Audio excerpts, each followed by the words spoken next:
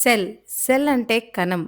కణంను మొట్టమొదటిసారిగా Robert hook అనే Britain శాస్త్రవేత్త 1665వ సంవత్సరంలో క్వెర్కస్ సూబర్ ఓక్ వృక్షం యొక్క బెరడుని కార్క్‌ని అబ్జర్వ్ చేసి అందులో మన తేనె పట్టులో ఉండే ఖాళీ గదుల వంటి నిర్మాణాలను పోలి ఉన్నటువంటి నిర్మాణాలను చూడడం జరిగింది.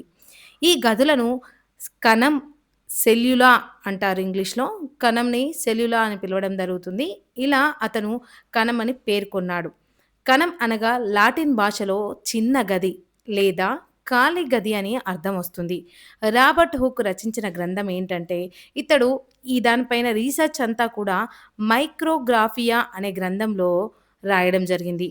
రాబర్ట్ హుక్ మొదటిసారిగా గుర్తించిన కణం నిర్జీవ కణం. అంటే దాన్ని మనం వృక్ష కణంగా తీసుకోవడం జరుగుతుంది. మొట్టమొదటగా సజీవ కణం కనుగొన్నది ఆంథోనీ వాన్ లువెన్‌హాక్. ఇతను బాక్టీరియా, ఎర్ర రక్త కణాలు, ప్రోటోజోవా, ఈస్ట్ కణాల లాంటి సజీవ కణాలను, నీటి బిందువుల్లో చలిస్తున్న సూక్ష్మ ప్రాణులను సైతం కనుగొన్నాడు. మన దేశంలో కణాలు, వాటి అణు నిర్మాణంపై పరిశోధన చేయడం కోసం 1977లో సంస్థను ఏర్పాటు చేయడం జరిగింది. ఈ ఆంథోనీ వాన్ లీవెన్‌హక్ వాటికి కదులుతున్న వాటికి ఒక నేమ్ కూడా ఇవ్వడం జరిగింది. దాన్నే యానిమల్క్యూల్ అని పిలవడం జరుగుతుంది.